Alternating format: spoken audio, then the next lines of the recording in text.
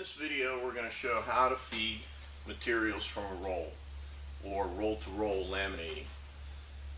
You're going to start out like we did in the earlier video, loading up the laminate from the universal load, and then you're going to raise the feed table.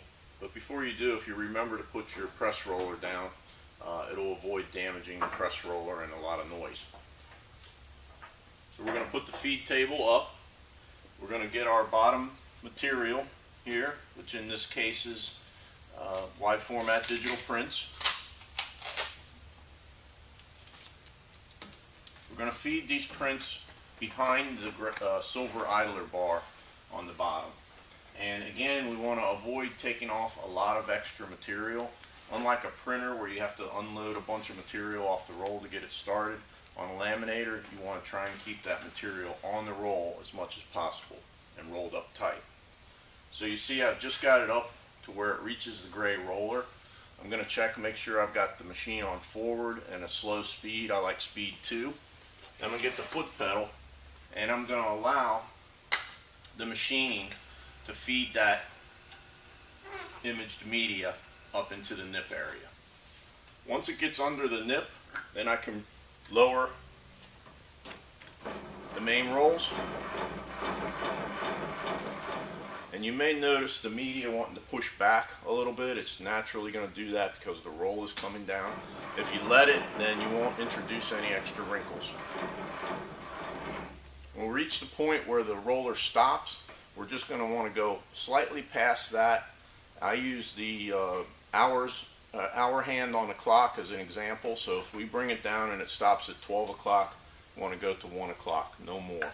If you put a lot of extra pressure on that hand wheel, you're going to cause problems with wrinkling the media in the middle. So at this point, we're going to apply a little bit of brake tension to the media roll, and there's no really way for me to quantify this for you other than telling you that you want to turn these brakes until you feel light resistance.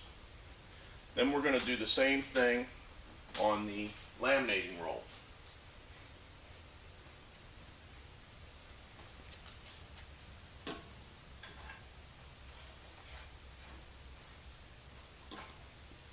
And to finish feeding this, we're going to go around to the back side. I've moved my foot pedal to the back side where I can have access to feeding the machine from the back. And I've also got the rewind, optional rewind assembly turned on here and to a slow speed. So what I'm going to do is just lift the laminate where it was tacked earlier.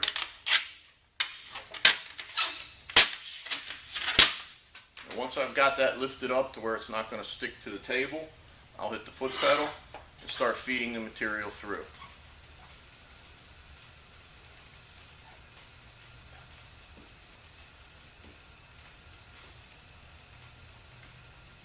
Once we reach the point where this has gotten clear of the back of the machine, we've got a couple of choices here. You can either stick the material right down to the rewind tube and let it start winding up, or you could cut this excess laminate off, or you can actually fold the laminate material under so that it won't stick. For the fastest method, I like to just stick it to the tube. And then we're going to continue feeding with the foot pedal until we get one complete wrap on the take-up reel.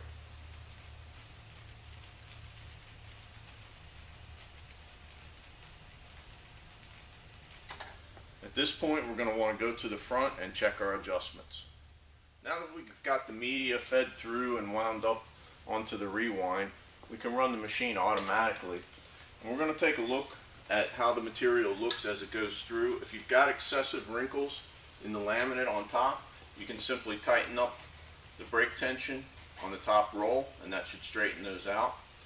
And same thing on the bottom. If you happen to have wrinkles in your bottom material, you may want to increase the tension on the bottom roll.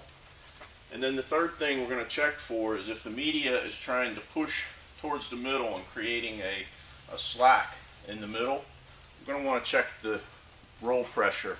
Make sure that you don't have too much pressure on there. At this point, if you're comfortable with it, you can increase your speed and wait until the job is finished.